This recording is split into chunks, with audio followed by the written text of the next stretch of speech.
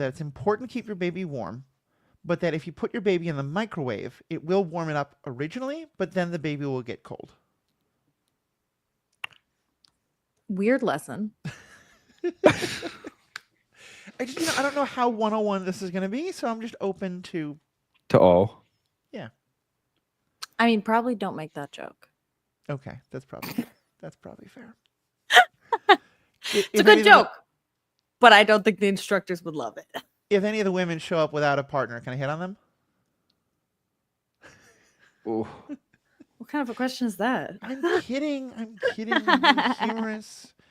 I've had house guests from all over the world who have much darker senses of humor. Oh my god. Okay. But I was teaching my Malaysian friend how to speak Minnesotan today. Of course. Interesting. Have you guys seen that video from Minnesota Public Television in the 80s? Probably not. I don't Okay. know. I don't think so. I have to show it to you. It's amazing. But after watching it later, our other friend who's from Brazil was complaining about some dumb decisions that the people she's rooming with at her next stop had made. And my Malaysian friend went, well, that's different. I was like, congratulations. You're speaking Minnesotan. All right. Oh, I've been streaming this whole time. That's fun. Yeah. Okay, let's actually start talking. Shh. No laughing at me. I'm dumb enough on my own. All right, do I have my notes up? Yes, I do. Hello and welcome to this episode of Star Wars Generations Podcast. Today we are talking about some of the best television a lot of us have ever seen in Star Wars or just in anything. Today we're talking about the thing that's probably going to get far less Emmy nominations than it should. Today we're talking about a thing that I think has changed me as a fan and as a person, and now they've thoroughly overhyped it. I'll hear if these people had similar thoughts. It's myself, Matthew, it's myself, Matthew, himself, Alex, herself, Aaron, not Aaron, Aaron, all here to talk about Andor Season 2, Episodes 7, 8, and 9. What'd you guys think? I loved it. I was unable to sleep last night because I was just like, my brain was spinning. I stayed up late to watch it, and I was just like, wow, that might have just been the peak of television. Yeah. There was so much that happened, so much I want to talk about, so much for our characters, so much in terms of like any previous doubts that Tony Gilroy isn't just making a very stern comment on what's happening in the world today is gone. And while I don't think it was bad or boring, am I the only one who's left completely not remembering anything from episode 7? Because I feel like all it was really doing was kind of like the lead up to Was that the episodes first 8 one? and 9. Oh, which were yeah. just the important ones. Yeah, the only thing I remember from the first episode was they went to that weird like healer woman who I think could use the force to some level. Mm-hmm. Yeah. And she was like feeling his like laser burn and like was able to make it feel better. And I think the point of the episode was really just to like establish that Andor was now living on Yavin, his like vibe, and like you said, kind of put all the characters where they needed to be for the insanity that would ensue Right. in episode 8. I agree. I think though that scene, especially you were talking about, was brilliant foreshadowing, and also really helping to drive home the connections between Cassian and then Jyn Erso in Rogue One, because basically you have a force-sensitive person who's not really a Jedi, but is force-sensitive, reaching out to him and telling him that he has a purpose and that he has a mission, which is exactly what Chiri, is that how you say his name? I think so. Sure True. it. Chirrut. Yeah. Oh, cheer Which is exactly what Chirrut did for Jyn in Rogue One. You know, and I just thought that, yeah, it just sets up all these little things. It sets up more about where Cyril is. And, like, I don't think any of it was bad. And I think it probably added to episode 8 and 9. It's just that episode 8 and 9 hits so damn hard that's kind of what we're left with. Yeah, I really enjoyed episode 7. I liked seeing, like, I think in the second batch of episodes, we got like some of Cassian. Honestly, no, yeah, we've gotten a good amount of Cassian and Bix's relationship throughout the whole show. But I always enjoy like seeing how it's changed. Yeah. And like that they take the time to like kind of establish the main characters and where they are emotionally or mentally. Mm-hmm. So I do appreciate that they do some like kind of world building or catch up almost in the first Mhm. episode. I did notice like most of the way through the episode, I was like, "Where's Mon Mothma?" Yeah. Like she just like wasn't really. If I'm remembering correctly, she wasn't in that episode very much. No, and she was almost. I don't think she was ever in episode 8, the second episode. Mhm. It was very much that second episode was almost entirely on Gorman, if not actually entirely on Gorman. And then the third episode obviously was almost entirely back on Coruscant, except for the It was parts that were on Yavin. all Mon Mothma for the 9th episode. Yeah. Yeah. Yeah, first episode. I mean, the first episode was still interesting. I mean, again, it like established that even a year in, that like Andor and Bix were like having a happy relationship. Andor was clearly in love. I was a little confused. Well, I mean, it's been a year, I guess, but the last we saw, is it? I could be remembering wrong because there are a lot of characters in Andor, so forgive me, but. The guy who showed up at the beginning of that episode, what is his name? It starts with an M. Marks? Oh, Willman. First of all, not an M. Willman. No. Was he the one that, like, at the end of the previous arc, like him and Saw Gerrera were inhaling gas? Yes. Yeah. So he doesn't want to tell Andor and them that he was with Saw Gerrera, but now Homeboy is just back and like no Saw at all. So that was a little confusing, but I guess it has been a year. I think at this point we're supposed to think, and if you've seen Rebels, this is reinforced. Some of the books we've read have talked about reinforced this. At this point, there is a lot of movement and connection between the Phoenix group, Saw Gerrera's group, and Luthen's group. And at this point, it's almost that most of the other Rebel groups are all kind of starting to unify, at Yavin with Phoenix group and those others and Saw's group kind of being a part of that. Saw's being kind of outside of it, but with Luthen's group very much being the outsiders. Also, is Willman Brasso's son? No, because Cassian has a strong connection to him, and I wasn't quite sure why. His father was killed in the first season. He was like the owner of the shop, if I remember correctly, the shop that sounds right. Bix worked at. Also, my camera's gone out, for which I apologize, but go on. That's okay. They were all like Ferrex survivors. So I think the family, there's just kind of they see themselves as family, like they're tight. Stone and Sky. That makes sense. Stone and Sky. Yeah, might hit hard. But yeah, I think there's a lot of details we're skipping over, and you're right. Like, I'd be curious to hear more about sort of where he goes with Saw and then what happens to him. But I think we're just focusing on the things that are most important. Right. That's fair.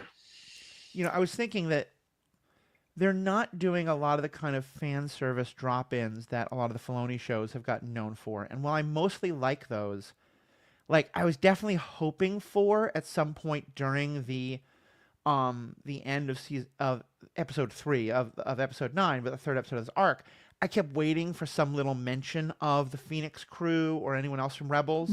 Yeah. And if those who don't know, we'll get to full explanation of that why. And we didn't get it, but I was actually totally okay with that. Like it felt like this was a complete full story they told, and we know that connection. We don't need it to have been even more spelled out. I was more bummed that Masamita was not presiding over the Senate when that speech. Who is that weird dude who keeps presiding over the Senate? Yeah, they established him as yet another kind of like lower down on the list. I think part of the point was supposed to be that this wasn't thought to be like a major session. Like in the actual Senate, when it's not thought to be a big important vote, a lot of times the vice president isn't there. The majority leader might not be there. It'd be like the third and fourth in command of the different Senate factions. So that's why I took that. Yeah, it's a fair point. Real quick before we get into the I understood the 8 and 9 of the meat. I want to say one more thing on episode 7 was just that I will say the setup was done, I think, really well. Like showing them returning to Gorman, and how like I really appreciated how the guy checking in Andor remembered him from the previous encounter and was like, she will report you. Like, I'm gonna try and keep you off the books. Like she is being loyal to the Empire, basically. Right. And like you can kind of see like the characters we left behind in the past, like how they've grown bolder, but also a little more frantic, and just like the state of Gorman. Like, I mean, episode 7 and obviously the whole beginning of episode 8 was just meant to build that anxiety because you know it's coming, but like Oh my god, I wanted to peel my skin off. I was so anxious. Oh my god, it was horrible. Yeah. My ADHD means that I often have to be doing something else while I'm watching something, and I feel like I can still totally connect, but I'm like playing chess on my phone or something like that. Episode 7, I didn't look at my phone much. Episode 8 and 9, I just was so riveted. And you're right, they did so much. So let's go into that. Normally we talk about the different plot Mm-hmm. lines for different characters, but these were really kind of the big heavy hitter episodes where everything comes together. And I think it's easier to just talk about like them episode by episode. So on episode 8, a couple characters had individual journeys, but there was obviously just this larger story. We see the massacre, the beginnings of, and in some ways the culmination of what Mon Mothma names as the genocide of the Gorman people that now the Empire is doing openly. What do you think of that episode? How did that hit you? To me, it's like if you've seen Game of Thrones, yes. Yeah. Battle of the Bastards, anybody? Yeah. Mm-hmm. Like Legendary. that is how I felt. Like I was just excuse me. I was so locked in. I was just Yeah. like jaw open, so stressed, but like it just felt so believable and real. Mm-hmm. And it didn't go the way I thought it was going to go. I mean, the massacre itself, that's exactly what I thought was going to happen. Uh-huh. The stuff with Dedra and Cyril, though, that surprised me. Yeah. Yeah, we'll definitely get into their story. Yeah. But- Yeah, the actual massacre. So the lead up, I mean, it was diabolical, but it's like Oh my god, yeah. this is the type of like underhanded, shady shit that like countries in the world have done, and like it allows like governments to commit atrocities, and it was because you could see it, like you could see it from the outside perspective happening in slow motion, and the old man leader whose name I do not know, Gorman, was like, it's a trap, like this is a trap.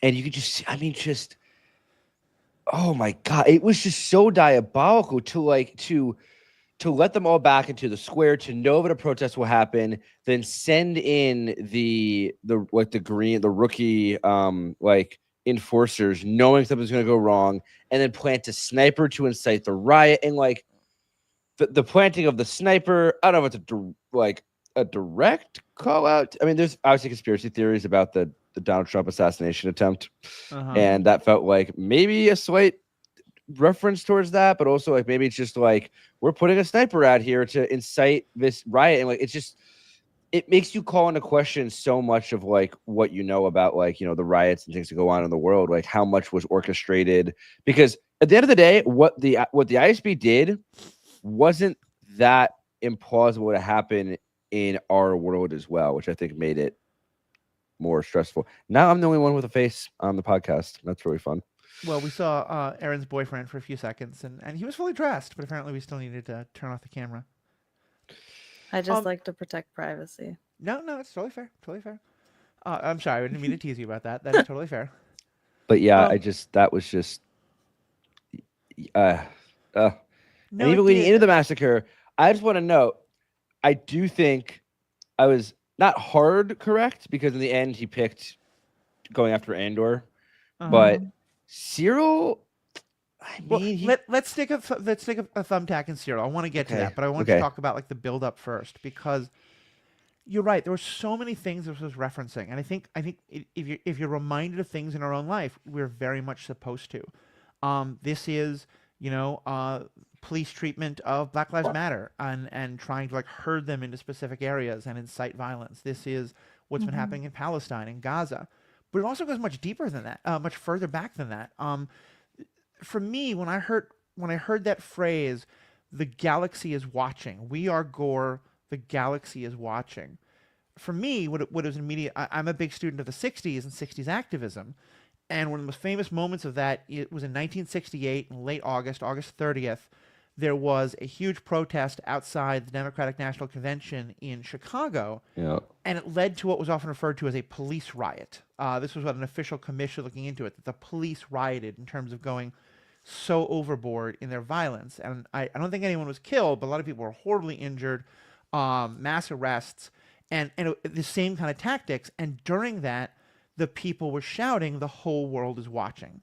Mhm. And that's a phrase that comes originally from a Bob Dylan song, but it becomes something that was said. And part of the idea of it was because the cameras were on them. And the idea was that, the world is going to see what you're doing and see how wrong it is. Mhm. And there's an irony about that I'll talk about in a second. But I just wanted to start there that, like, they clearly knew exactly what they were doing in terms of, like, referencing stuff from modern day, but also being like, look, we can look back in history. I mean, they can look Mhm. at back to, go back even hundreds of years to how, like, union protests and early civil rights protests and stuff like that. There was so much evidence of government officials trying to incite violence or trying to do things so that they can say, look, these people are just so violent. The phrase they kept using of they don't respect imperial norms, Mhm. all of this is, yes, there's hyperspace, yes, there's laser guns, but this is exactly our own world. Yeah, and like I've covered many protests over the years for the Star Tribune and other news and stuff, and like I mean, this is very much like what it feels like in the middle of these protests. Like it's just like there's like this almost like baseline of like just like everyone is like sticking together and like there's this camaraderie like when they're singing together, but also there's like there's like fear built up, and all it takes is one push the wrong way, one person to make a choice, and it just like because everyone's so on edge, it just sparks this like group reaction, and Mm-hmm. they created basically the perfect storm for that to happen. Like they the protesters were being peaceful until the ISB decided to fire the shot to spark it. They just knew that was going to happen. There was no doubt that that's what would happen, because that's what happens and I've seen firsthand in real life protests. Yeah. Yeah, like that was always the plan of this whole thing, the whole barricading the plaza and then opening it back up and Mm-hmm. walling the people in. Like that was always the plan, which is just like so chilling. It really is. Yeah, Like the one officer said to Dedra, he said, like, I'm the trigger, you're the finger. Make sure you're available. Oh yeah, that was so good. Because yeah, that puts so much of the guilt, the responsibility on her shoulders, which I think Mm-hmm. we'll talk about her story in a minute. yeah, Just further on that though, I thought also what was really brilliant is, like, that protest was pretty much nonviolent. There was one guy who threw a rock, and I think there was a couple other people sort of shoving and stuff like that, but nothing Mm-hmm. lethal. But then once the shooting started, a lot of people had brought weapons to that. And like that, that doesn't make anything the ISB was doing okay by any means, Mm-hmm. but it also just further shows like this is how quick it was to instigate, because a lot of those people were coming expecting violence. They weren't going to start it, and the ISB was completely wrong to start it, but that was the tinder. Everything was ready to burn. And that's exactly what the Empire had been doing. That's why they'd been inciting all this, so that they would get more people who wanted to bring weapons and have all this stuff. Because then, and in some ways, to me, that was one of the greatest ironies of this, was the reason why people were shouting in Chicago, "The whole world is watching," is that it was true. And that's considered by a lot of people one of the real sort of breaking point moments of people starting to side with the long-haired hippies and think maybe Vietnam is not actually the best thing, because we saw this horrible violence by the police towards nonviolent protesters. Mm-hmm. But here, and I thought it was somewhat chilling, is they were saying this world's a little bit worse because none of the press were actually covering it properly. All the press covered it with this propaganda spin of the terrorists, they incited the violence, they did that. And I thought the way they showed that was just so chilling and so brilliant. Yeah.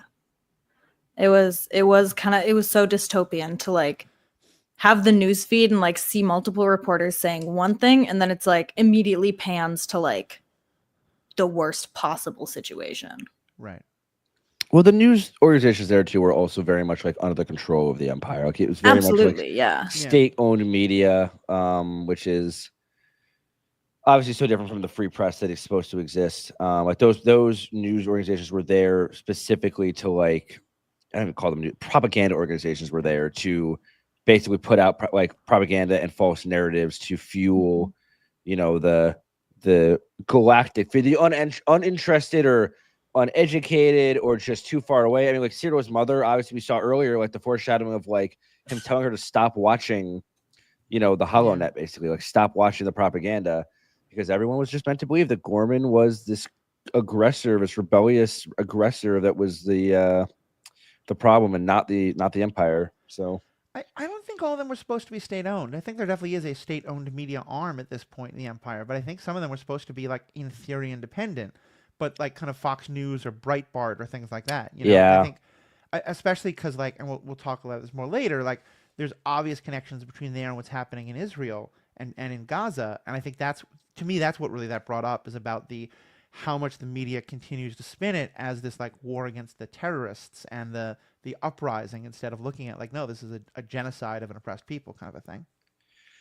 yeah. I just see like, I mean, when it comes to like, obviously working in the newsroom, like it comes to like those organizations like Fox News and Breitbart, like I mean, they're not state owned, but they might as well be because they're just willingly putting out false information versus like, other organizations like actually try and put facts out there. So to me, those organizations that were being shown in the episode were very much the kind that like just don't care about the truth, don't care about anything, but just like, feeding the same lies and crap to their listeners, that causes things like the Empire to continue to grow and build and be trusted because people are being given false information.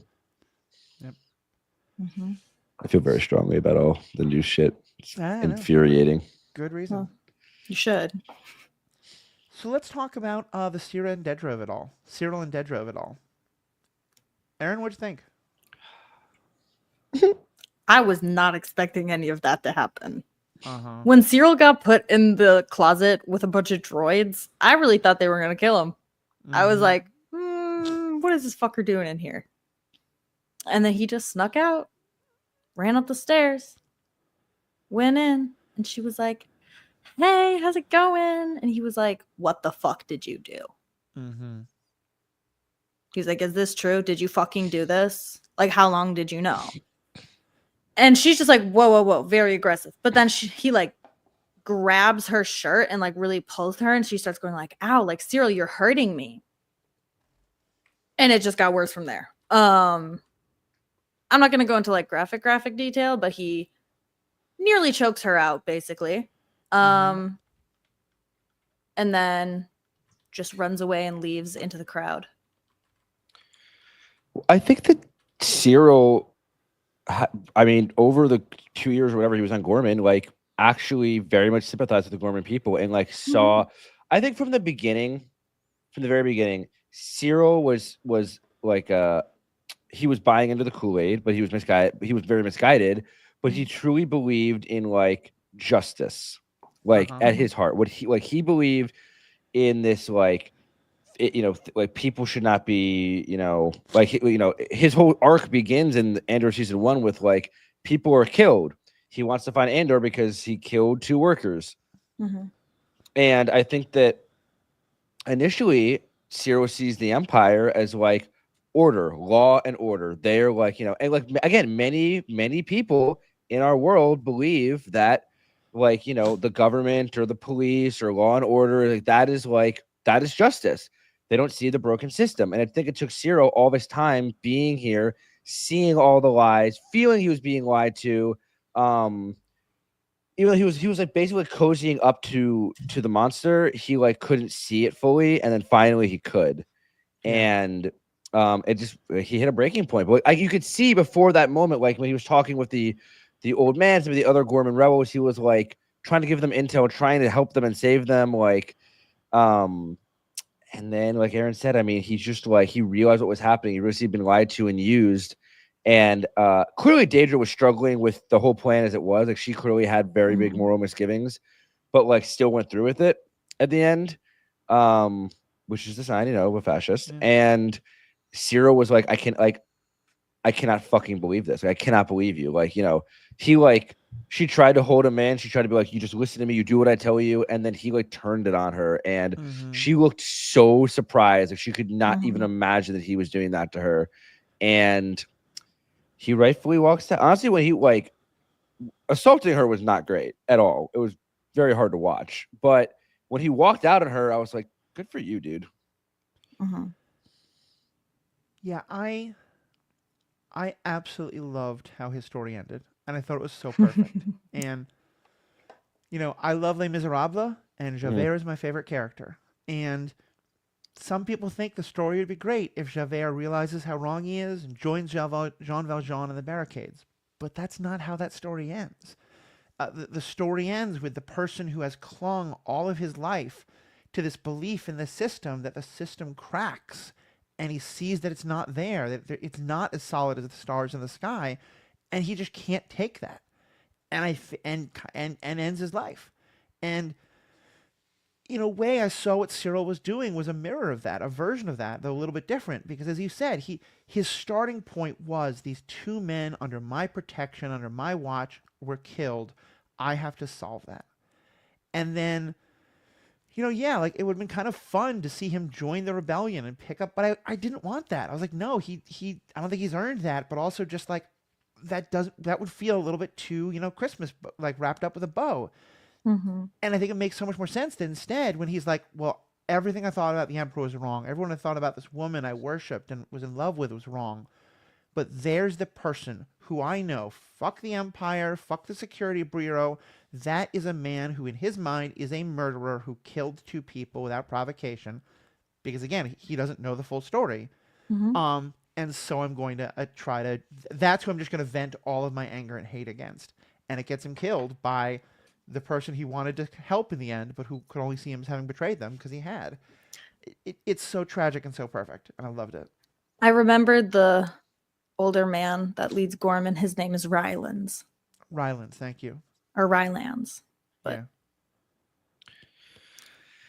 And Cyril, unbeknownst in his final act to attack Andor, also saves Daedra. yeah. Unbeknownst to yeah. him. Because To be honest with you, I thought that I was like, well, maybe Cyril saw that for a second. I don't know if he saw anything except for just Andor's face. Like he saw Andor's face, I think he just saw red and was like, Yeah. here's the chaos among all this insanity, like here's the man I've been hunting. Mm-hmm. And like Matthew said, like it's his own sense of justice. He's followed his own belief of the sense of justice for so long. He's not afraid to go outside the rules sometimes. Yeah. And in the end, it was that thank you, Matthew, by the way. I'm gonna have like Les Mis in my head all day now. But I mean, I don't know how you could watch this and not. but how about the songs? I mean, but yeah, I agree. It's the same kind of arc, and like the fact that he was killed by what's his name, Aaron? Rylands. Rylands, yeah. Yep. It's very fitting, and like the fact that like Cyril kind of had the upper hand in Andor, not kind of, was good to kill him. Like Andor lost. That was the one fight we kind of saw him just like outright lose. Yeah. It's just I don't know. I liked Cyril. It's a very tragic character, interesting story. And like obviously in the aftermath, Daedra was having a fucking panic attack, and like I couldn't tell if it was because she just had committed genocide or had lost Cyril or both. Literally, the nerve. I wrote this down. I was like, the nerve to have a panic attack when you just incited a riot and planned a massacre.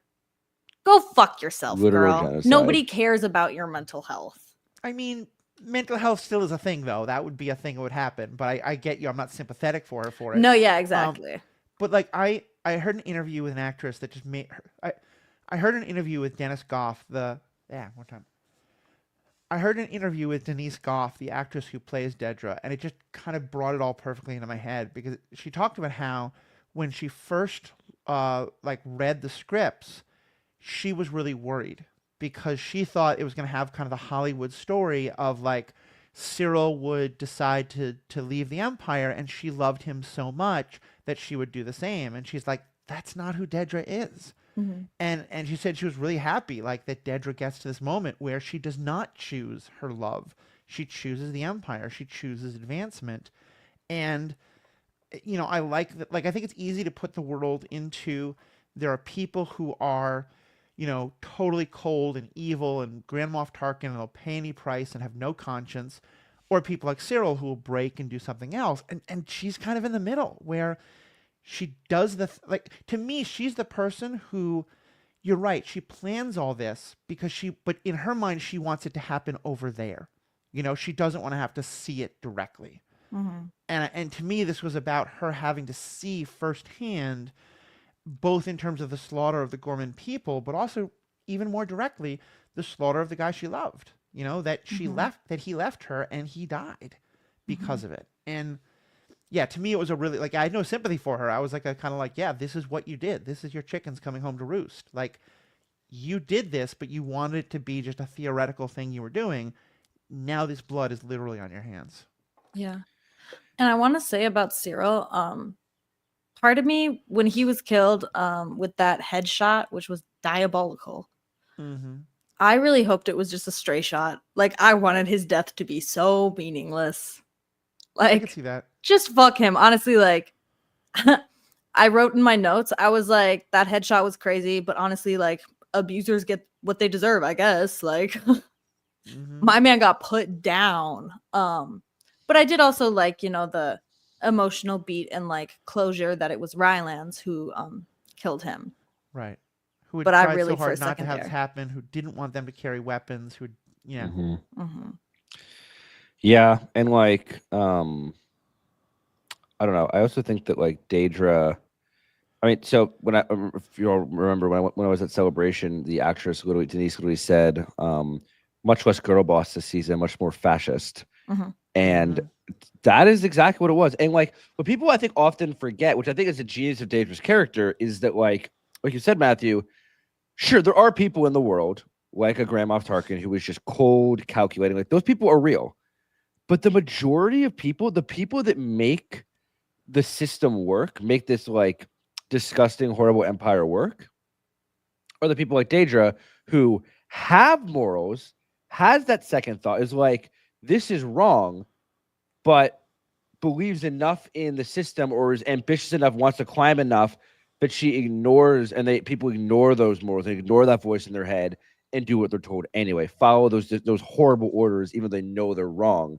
So Daedra, I feel like, puts like, again, no sympathy for her, but she puts a truly human face to this rise and to this system, because without people like her, nothing can get done. Yeah.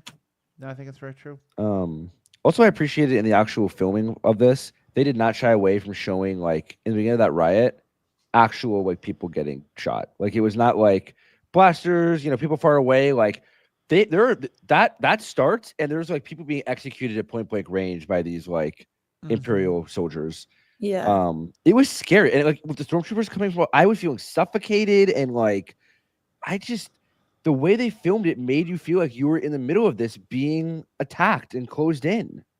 It's horrifying. I don't know if you noticed this, 'cause it's so hard to notice something that's not there, but there was almost no music during that whole time. No, I did notice that. And I thought that was very much part of it. It was just, the technical side of this was so brilliantly done. Like, the writing is great, but just every little detail like that was so lovingly put together. Tony Gilroy gets it. He really does. He really gets it. He really does. Just for one other thing on that, like, there was that one moment where one of the rebels throws something at some of the stormtroopers. I'm like, okay, it's going to be like a laser grenade or something like that. But you just hear the sound of glass breaking and then fire. And I was like, oh, that was just a straight up Molotov cocktail. Like, that was literally just the thing that rioters throw at cops when they're you know, being just, you know, shot and stuff like that. You know, yeah, it was just the wall of, okay, this is a different world and it's different from ours, but you can still find the connection. Like, that wall is getting so thin with this show. Yeah. And I absolutely love that. Yeah, it was very hard to see, but there was a brief moment like in the crowd where you could see one of the people handing out like the bottles with the rags in them. And it was very quick. Like, I barely noticed it, but like they did have a flash of that, of like them being handed out to people. I noticed that because I was like, "What's that?" That's weird.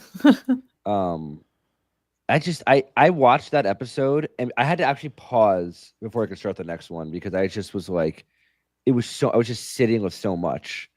And before we move on to episode 9, I think we should just quickly mention the fact that I was aware how powerful security droids were. My God, something out of a nightmare. That was horrifying. Yeah. They were That just was they were ragdolling people. Like just mowing through.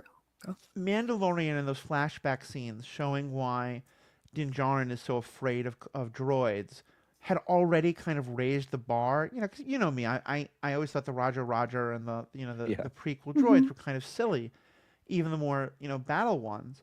But that kind of like raised the bar on no, these can be scary. And then this came along and said, hold my beer. Yeah. And like just the fact that that woman who'd been such an important part of the movement, and whose name unfortunately I forget as well. I think she's the daughter of the leader we've been talking about. She is, yeah.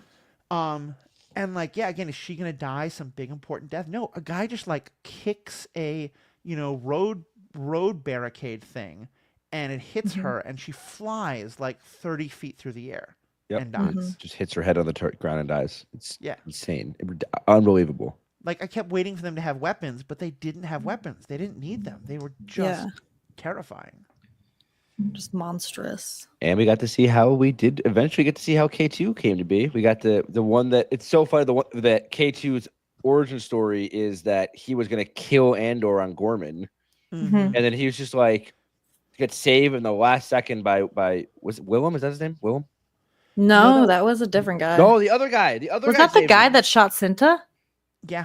Yes, you're right. I did not put that together. Shot Cinta. And Good again, I love that because it was a little bit of redemption for him. But Andor's like, I kind of recognize you. Like, it's not this big, like, tie it all together moment. It's just like, yeah, these are all the same people. But it felt like there was just always, like, they could have gone one step further into tropes, and they didn't. And they kept just trusting us to know how this all worked. Yeah. Well, as I said, the whole world wasn't watching necessarily. The whole galaxy wasn't watching. But go ahead. Run it back. I actually have something to say about Wilman. Yeah, please. Let's talk about Wilman. Motherfucker. Wherever they go, he's just like, I'm deeply in love, and she means everything to me, and I can't leave without her, and I have to be by her. And it's like, the lifestyle you live, for one, you're a fugitive. That's where you started from. And now you've now you have proceeded to like rebel/terrorist. And bro, like you can't always, like you gotta move on. Like you can't live this lifestyle and be this way. So when he went back for that girl, I was with Cassian. I was like, bump. Guys, I don't know why I'm having a lot of trouble with words. Excuse me. Words are hard. When he was telling Cassian, like, I have to go, and Cassian was like, no, you don't. Like, I was like, honestly, Cass, just bonk him on the head. Like, yeah. Lights out. I mean, at least, like, the woman he's with this time isn't some, like, doughy-eyed girl he got caught up in this. Like, she's the voice of Radio Free Gorman. She is as dedicated to the fight as he is, maybe even more so. But, yeah, he was kind of the James T. Kirk of the Rebel Alliance for these couple of years. I thought that was an interesting little detail. I was very happy to see he survived, though, because that was something that I was very nervous about from the start. Because we had talked earlier in the season about, like, every 3-episode arc, it wouldn't be surprising if we had, like, a known character, like, die somehow. Because we lost Brazo in the first, Yeah, Brazo in the first. And then Cinta in the second. Yeah, Cinta. And I was like, don't take the boy. Don't do it. Don't do it. And they didn't do it. So I was Cyril really... was not in my top 5 of people who would lose this arc. Honestly, I don't think me either. I really wanted it to be Dedra. Like, I knew Cassian wouldn't do it, but I was like, can somebody else get to it? Like, I don't know. I mean, a reminder, none of these characters are in Rogue One. So, like, theoretically, of course, that doesn't mean they all have to die. Yeah. We didn't see every single rebel in Rogue One or Imperial officer. I know, but I feel like Daedra is big enough and Luthen are big enough. They probably, at least one of them are dying in the next arc, I would predict. Wait, there's not more episodes, are there? There's 3 more. Any of them could have been on the Death Star. This is not the end, Aaron. We're in 2 BBY. There's one arc next week. Yeah, we only have 3 more episodes left, which I'm so mad about. 2 more? The show is so or good. 3 more? 1 more arc, 3 more episodes. Oh, yeah. But on that True. subject, because it's one of, to me, not the meat of episode 9, but one of the things that I loved most about it. Let's talk about a character who it looks like is not going to die, who a lot of people expected would have to die to set up Cassian's character, Bix. What did you all think of the way Bix kind of left the show? Bruh. It pissed me off, but I get it. It didn't Mm-hmm. piss me off, honestly. It's like fully I get it, but I'm just kind of like, I wish we could have some more like healthy communication in Star Wars. That'd be nice. I think a lot of people would be happier. I mean, obviously they had to get rid of her. So I guess I'm glad she didn't die because that would be much more traumatic. Yeah. I think especially after Cinta's death, which we're probably gonna do an episode about on superhero ethics, because there's like a lot of reasons why it made a lot of sense, but also some of the bury your gaze stuff comes up, and like some reasons why I think it could have been done better or had another character die instead. But with Bix, I think especially that kind of set up that for Bix, especially if she also died, it was yet another woman of color dying to kind of help advance Cassian's story. Um, it was going to be hard, and there was a lot of people talking about like we really want to see Bix survive somehow, and I definitely was one of them, and I'm torn on it because I'm so happy. I'm not even torn. I think it's a great moment, but it leaves me feeling torn on Bix herself because I agree with you about communication, but I'm also a really big believer in both individual choices, but also the idea that like everyone has to give what they can to the cause, but be willing to step back when they need to and let someone else step up. And that's, and granted, the nonprofit world is not literally fighting life and death on the battlefields, but there's an awful lot of burnout in nonprofit worlds, and a lot of burnout among activists. A lot of activists who wind up turning very conservative later in life, and a large part of it is because they completely burn out. They never stop, and so there's a kind of part of me that's like, Bix, it's not your plate. Like if for Bix to say directly to Andor, I can't be the reason you leave the rebellion, so don't leave it for me because I'm not going to run off with you, I would have totally gotten that. For her to say, I'm going to leave so that you have to stay, so that you have no reason to leave, felt kind of like it was wonderful writing. It 100% made sense to me. For me feeling about her character, I'm like, that's kind of a shitty thing to do. But I also get why you did it, and I love that the writers had her do that, like you said, instead of dying. Yeah, like it makes sense, but it's also making a decision for someone else, which is like very toxic and problematic in relationships. Like an ultimatum based on your opinions only and the other person gets no say is like, right. I feel like I saw it.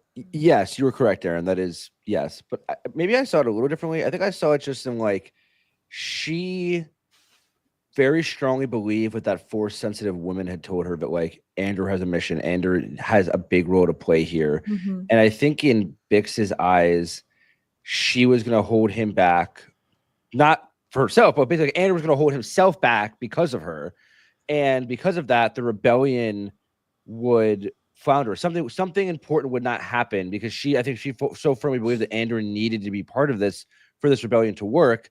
And so from my perspective, at least, I think she was like, I don't want to give up Andor. I don't want to lose you. I don't want to be gone. But like, for the sake of the rebellion, for the sake of the galaxy, for the sake of everything, right, I have to. Like, it almost felt like she was like, I don't feel like I have a choice. And to me, that was confirmed just because at the end, the heartbreaking part of that message is, I will find you when this is all over, when we win. I was like, sister, I did not need to hear that. I know what happens to Cassian. I get that, and that's why like I'm not mad at her for it. Like I think all the things you're talking about are correct, Alex. But I think, Aaron, I'm with you of like, but still she could have let him make that choice and be a part of it. To me, what I compare it to, which is funny because this doesn't have anywhere near the emotional weight, but I think it's a better version of a similar conversation at the end of the first Tobey Maguire Spider-Man movie, when Mary Jane is like, yes, Peter Parker, I want to be with you. I know you're Spider-Man, but I can't because you need to be Spider-Man. But she says that to him. She says it directly. She allows him to be part of the conversation, and he kind of agrees with her. And so, yeah, I kind of wish would have wanted that. But like, other than that, she didn't have to die. She gets to go off and do her own thing. I freaking love that. But obviously, that was kind of a side story to the larger main story that was happening, which was we get to see the moment where Mon Mothma realizes she no longer can be a part of the Senate. She has to go outside the system and officially form the Rebel Alliance.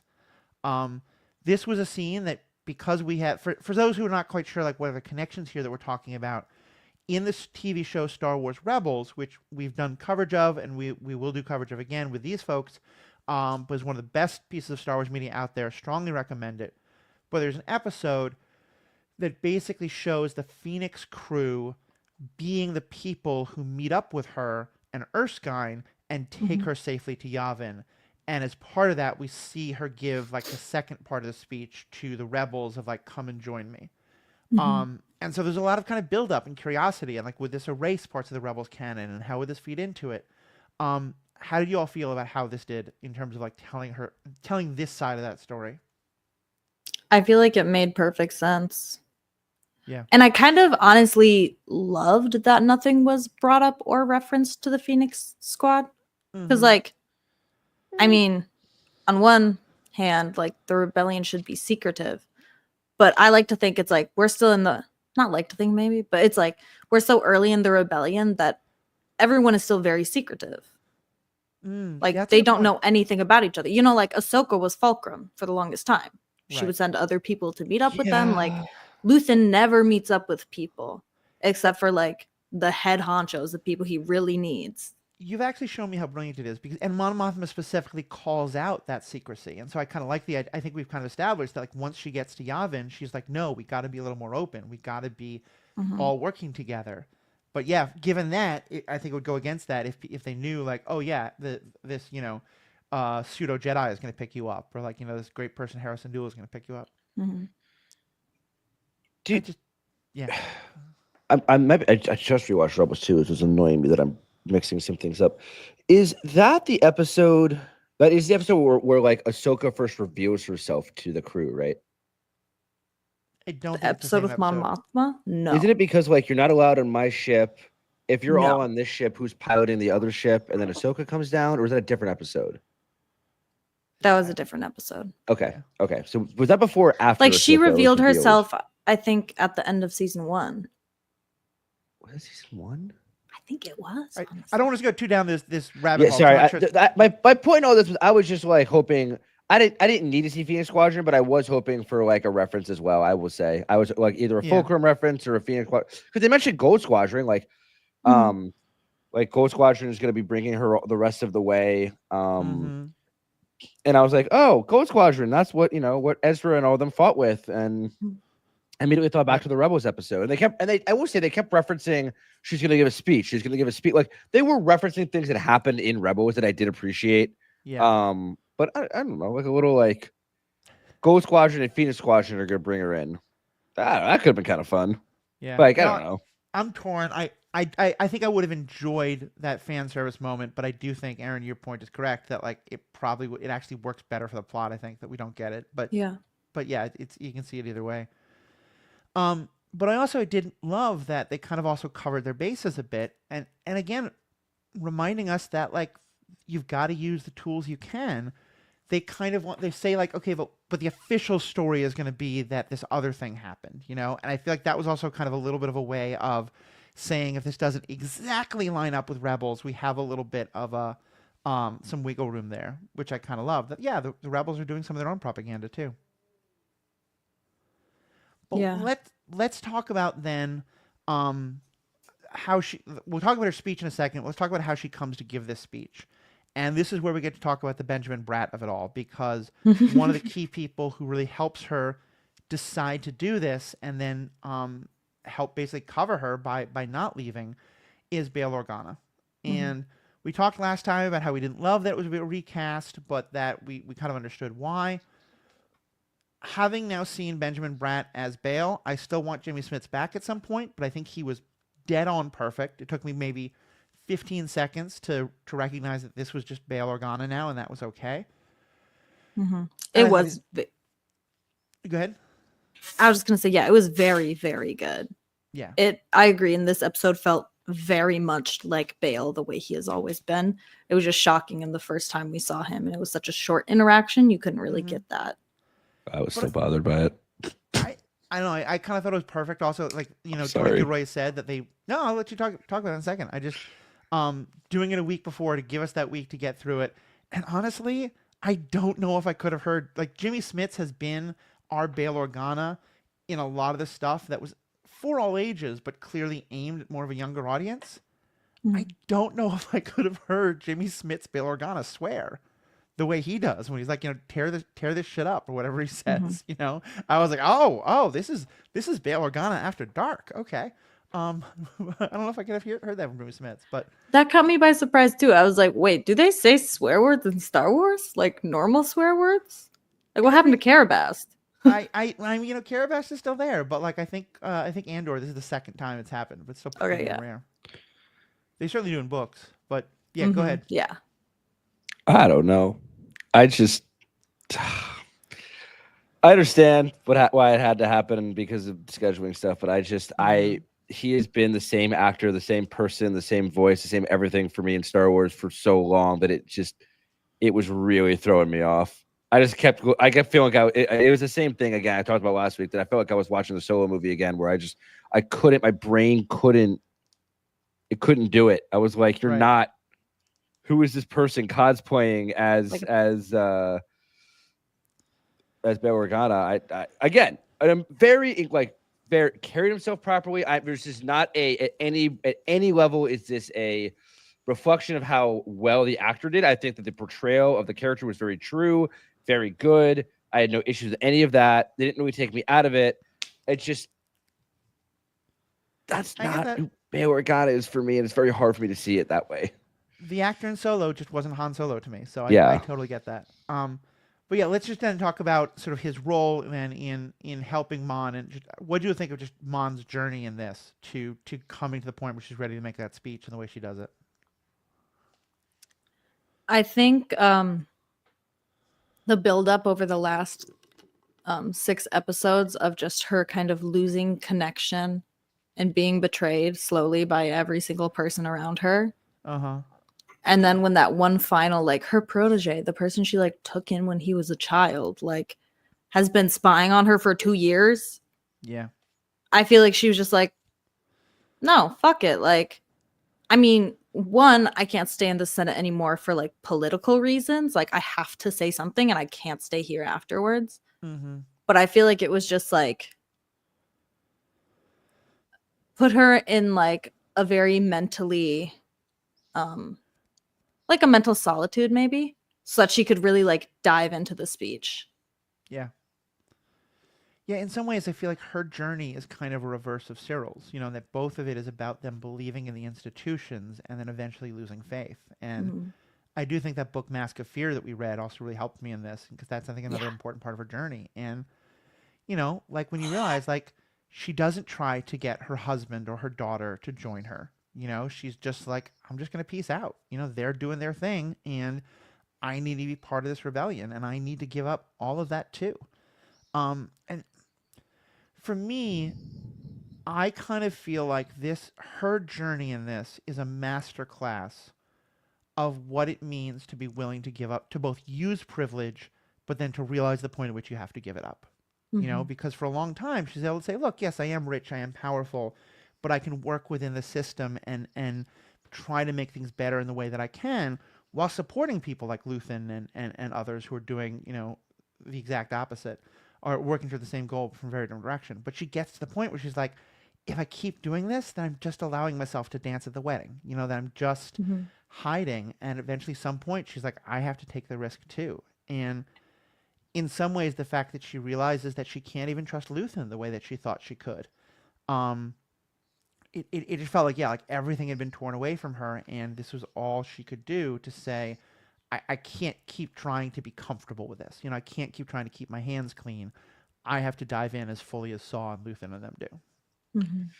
I mean, it's interesting, this arc, we didn't see much Mom, but like nothing of her husband. We haven't seen her daughter since the wedding. Her friends are like dead or they're missing. And like the point I think is to make us feel like she is so incredibly alone. Like I got very excited last night and just wrote this like little Instagram story because I was like, this is the greatest television ever. And I like mentioned, I was like, the fact that to fight tyranny can sometimes be like the most isolating, lonely thing. And like she basically like, even though Luthen and Clay were both like, without Mon Mothma, it all ends. It all falls apart. Like she's the key basically to the rebellion. Right. She's the leader we need. And obviously, you know, through the Mandalorian, we know that she eventually becomes Chancellor of the New Republic. Like she truly was the leader they needed.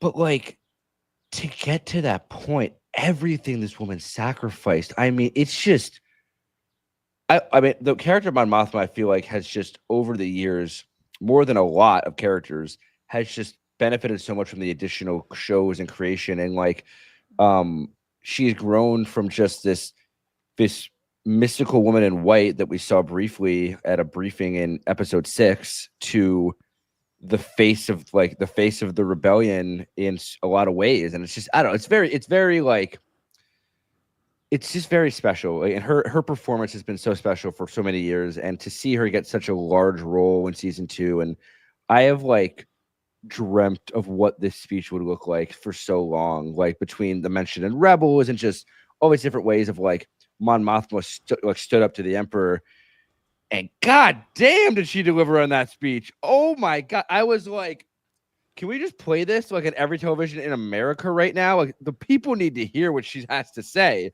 And I almost like half was expecting her to say, and the monster is, I wasn't expecting Emperor Palpatine, I was expecting Donald Trump at the end, but it was incredible. Like it was incredible how her courage shone through. And then the actual speech was just like, I teared up. I started crying a little bit. It was so good. Yeah, it was intense, and I loved that. Again, we got kind of like in the background of the speech. It reminded me of like the first 3 episodes where it was switching between like Mon dancing and then like Brasso dying. Yep. And how it's like Mon giving this speech and then it's like the Empire just scrambling to stop it. And just, it took me a second to figure out. I was like, who the fuck is this guy? And why is he running around? And then I just realized he's whatever engineer got sent to cut the power. Yeah. But yeah, the speech was incredible. I will say, I think that side quest kind of distracted me from the full speech. So I'm gonna need to go back and like really listen some other time, because it was also pretty late at night. Yeah. I'm doing a Google search and I can't find the full text of it. So if anyone, any of our listeners have that, please send it to me. But yeah, I did like, I love the tension building, especially during her escape, and I think I did like the running around, but it was a little like, I wish they kind of give us more of the full speech just as one thing. Although I do think that what they kind of allowed for as well there is like, because we saw some breaks in her speech, it allows for the parts of the speech that we saw in Rebels that aren't in this, like they happened, you know, when she was off camera. Right, exactly. But I have that same thing. First of all, just kind of like going back a bit, but Alex, a lot of what you were saying was kind of echoing what Aaron had said originally about, you know, the solitude that she was in and how that was just kind of, everything was gone. And Aaron, you brought up the dancing again. I think that's the point. That's like she had realized she can't do that anymore. She can't be dancing while Brazzo's getting shot. And just for the, go ahead. Sorry, Beth. I found a transcript. Okay, yeah. Please go ahead and send it to us. Yeah. Because I want to quote it directly. How do can I do that in the chat? Send in the chat. Just send it on voice. Or just send it in the chat. Whatever you want to do. Okay. I'm just gonna post a comment. Well, it just split up into like 8 messages, but that's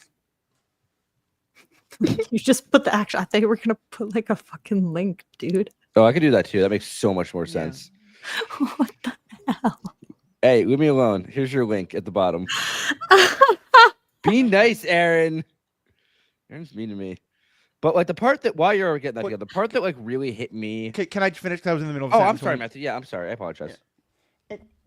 And then for the speech itself, what hit me so hard, and this, Alex, what you were saying about how we wish that like some more people would see this, is this line: I believe we're in a crisis. The distance between what is said and what is known to be true has become an abyss. Of all the things at risk, the loss of objective reality is perhaps the most dangerous. The death of truth is the ultimate victory of evil. When truth leaves us, when we let it, let's take it apart. The death of truth is the ultimate victory of evil. I mean, that is 100% about the United States right now. And other parts as well. I mean, like one of the first things fascism does is to get people to, don't believe your lying eyes. Listen to what the state is telling you. That's the heart of 1984. That's the heart of so many of these things. And it's what's happening now when we're being told, like, no, it's not a genocide in Gaza. No, Trump is peaceful and this is all good for the economy. No, they're getting like all of these things, everything about vaccinations or peace deals or whatever, we're just being straight up lied to. And we're being told that the objective reality we know is that the truth is not the truth. And more people are believing it. And like, there's absolutely no way that Gilroy wasn't 100% thinking about the modern moment as he wrote this. And it just makes it so powerful because it doesn't feel shoved in. It doesn't feel like he wanted to shove his own political agenda into Star Wars. It felt like Star Wars just is a good description of what's happening right now in the world, and he was naming that and naming what the Emperor was doing. Yeah, and Matthew you quoted the exact line I was going to quote, because that part just like lives rent free in my head, and just like it's so and then like the part that like I mentioned before, like when she says that, I'm gonna skip, but like she says that like when truth leaves us, when we let it slip away, when it's ripped from our hands, we become vulnerable to the appetite of whatever monster screams the loudest. Then she says a little more, but then she says, the monster screaming the loudest, the monster we've helped create, the monster who will come for us all soon enough, is Emperor Palpatine. But again, like in my head, you could just swap Emperor Palpatine out for Donald Trump, because that's what Gilroy was writing it for. Because like, when you take away objective truth, who is yelling the loudest, who is screaming the loudest? It's this man who's running our country, right? Who's running America right now, and it's happening in other parts of the world, like you said. But I think that it speaks to like the idea that if people don't know who to believe or what to believe, they're just going to believe who acts the most confident, even if they're completely wrong. Mm-hmm. And it's horrifying. That speech felt like it should be given by an actual senator in the U.S. And it obviously was not. But I mean, you replace Gorman with Gaza, you replace Emperor Palpatine with Donald Trump. Like, you place a few words, and that's an actual speech that can be said in America right now. And this is supposed to be the most evil empire to ever exist, and like a dark, villainous Sith Lord, murderous man running it all. Like, to draw these comparisons, this is not by accident. This is very, very direct, very definitive. And to me, the fact that Donald Trump just posted on May 4th an image of him holding a red lightsaber and was basically like, all you leftists, may the 4th be with you, even the leftists who are, always, terrible things. And he goes, you think you're the rebellion, but no, you're the empire. And I'm like, bro, the fact that these episodes and this speech dropped 3 days after he did that, or 2 days after he did that, it's just like poetic justice. It's just, he's the monster screaming the loudest, throwing a tantrum, and then also incorrectly putting himself out there. Like, I'm a Jedi, bro. You're holding a red lightsaber. You're a Sith Lord. Like, what are we doing here? But all that to say, it was really ironic that like he did that right before the speech was released, because Tony Gilroy is very clearly making a point about him. Mm-hmm. Yeah. I mean, I think that's kind of where we end off. Like, we've covered most of the things. Is there anything more, people? Aaron, some of the last comments you wanted to make? No. I have one last very small comment, and it's just Go that I want to appreciate the fact that Andor helped Mon Mothma escape, and then is told, you will not be remembered for this. No one will know that you did this. We're going to give the glory to Ghost Country. We have to rewrite the narrative to make it more symbolic for the rebellion. And Andor just kind of like accepts it. And I just really appreciate that, like, he continues to be like, again, the rebellion doesn't happen without all of the sacrifice, all the things Andor has done. Like, he's the ultimate rebel spy. And then he even when he dies in Rogue One, He Mhm. dies without anyone really like. No one knows him specifically. It's just they just like you will be remembered, Rogue One. Like he dies without being remembered, and that is so often what it takes to win these fights in these wars. Is these individuals who sacrifice everything without being remembered for the greater good. And I think that was a really powerful message that was being sent. It really was, and I guess one of the part of his arc that we didn't talk about is that this, and granted, a lot of it's Bix, but I think it's not just Bix; it's just as much Mon Mothma, where he decides that he doesn't want to just be like a lone rebel who comes and goes as he chooses, but to straight up be, a part of the alliance. And as we'll get to in Rogue One, I think he becomes a little bit too eager to just listen to orders instead of overthinking them. Although he does, in terms of his decision to try and kill Galen Erso and all that instead of trying to rescue him. But yeah, I think but of course he doesn't get to. But it just, oh my god, I want to go rewatch these episodes again and I again and know. again. And I'm both so excited that we're gonna get one more arc, and so disappointed that it's gonna be the last one. But Mhm. I don't want to say that like this is like all other Star Wars is bad. There's a lot of Star Wars that shouldn't be this dark. Like I love that I can watch Skeleton Crew because there's some times where just this is way too heavy and this is way too intense and I need Skeleton Crew and I want the dark philosophy and ethics of Acolyte and I want the silliness of droid things and all of that. But I think this is just the best Star Wars media we've ever gotten and it's just getting better. Yep, I agree. And it's okay, Matthew. Next arc, at least we're finally getting K2. Like this whole arc ended with K2 coming to life in the sassiest way possible, and we're gonna finally get K2 back in live action. Mhm.